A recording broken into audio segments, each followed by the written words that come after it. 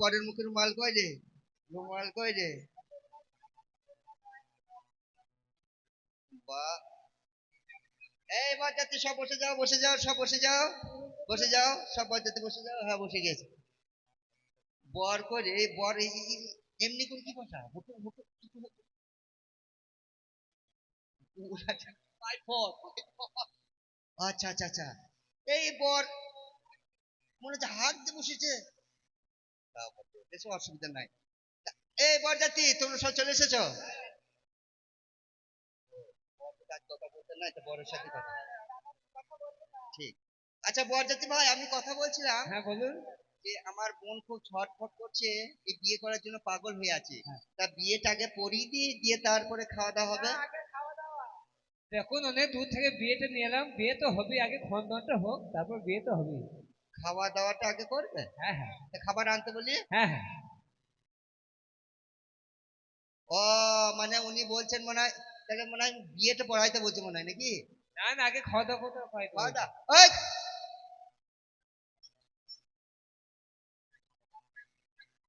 হ্যাঁ, খাবে তো ভাই, কথাটা ঠিক।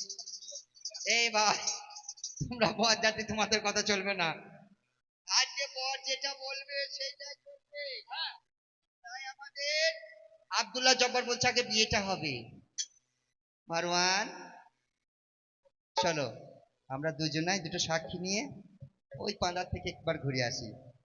পান্ডারেতে ঘুরে এসে সবাইকে জানাই গো সালাম। ও গো আমার আব্দুল জব্বার, ওই আমার কথা শুনো তাই গো।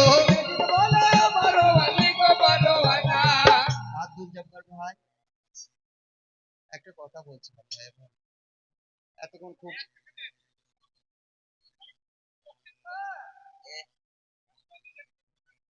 হ্যাঁ, সব খুশিতেই খুশি, আমিও খুব খুশি ছিলাম, কিন্তু আমার বোন একটা কথা বলছে ভাই, একটা কথা বলছে, আমার বাপ অতগুনা রাজত্ব দিবি, অতগুলো টাকা দিবি, অতগুলো বাঁধি দিবি, আমি তাকে বিয়ে করতে রাজি আছি, কিন্তু আর একটা বিবি থাকলে আমি বিয়ে করবো না, সেই বিবিটাকে তালাক দিতে হবে। ব্যবসায়ীতে এই বরযাত্রীরা, ঠিক ঠিক ঠিক ঠিক।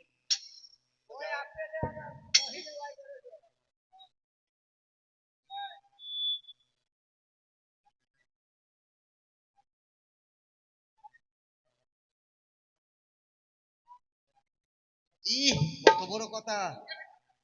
দুলা ভাই হয়ে বলেছে যে ভাই এতদিন তো আমাকে প্যান্ট জামা কত কি চাদর টাদর ছাতা সব লাগে দিস নাই, তার আমার মনে কোনো দুঃখ নাই। একটা আমাকে তোয়ালি কিনে দে, তাহলে আমার মনটা খুশি হবে।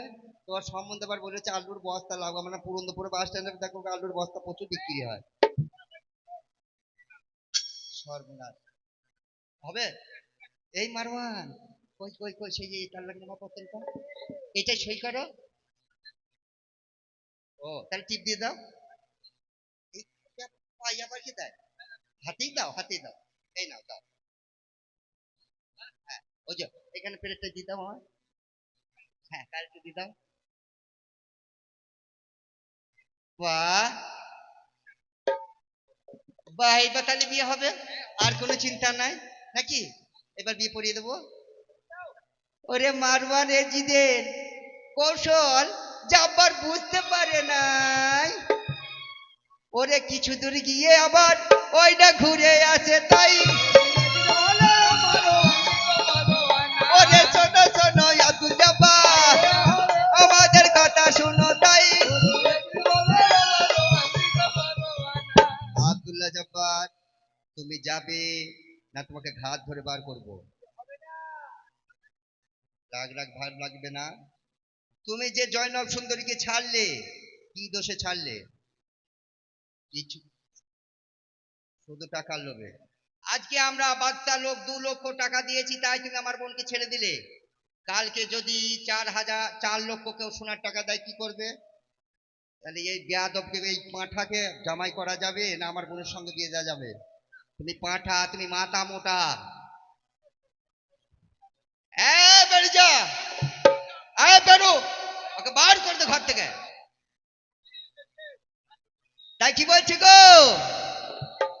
সেই আল্লাহকে আমার বলেছিল, আল্লাহ আমার এই কোরআনের মধ্যে ভুল রেখেছিল। কোরআনের ভুল কোনোদিন বলা যাবে না।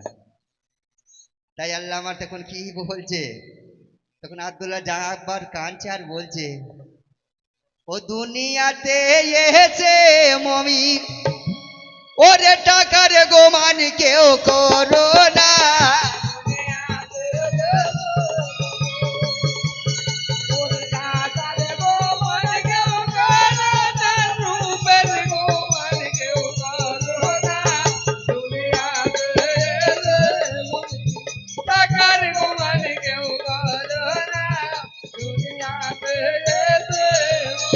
ওগো আল্লাহ, ওগো দয়াময়,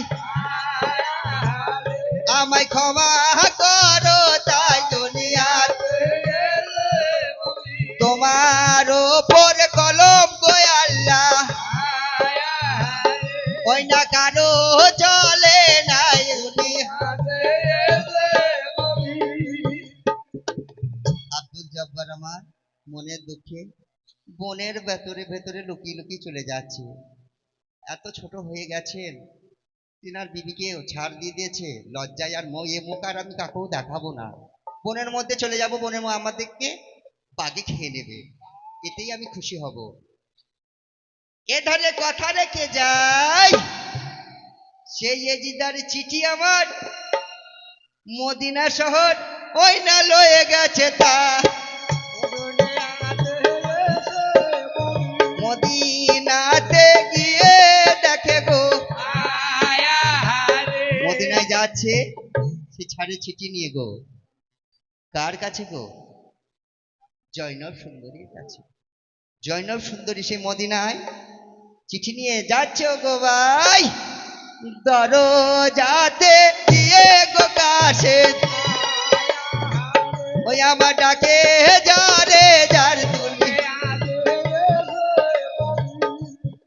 জয়নব সুন্দরী আছো, জয়নব সুন্দরী। জয়নব সুন্দরী ঘর থেকে সাড়া দিয়েছে, কে গো? চিঠি? কিসের চিঠি?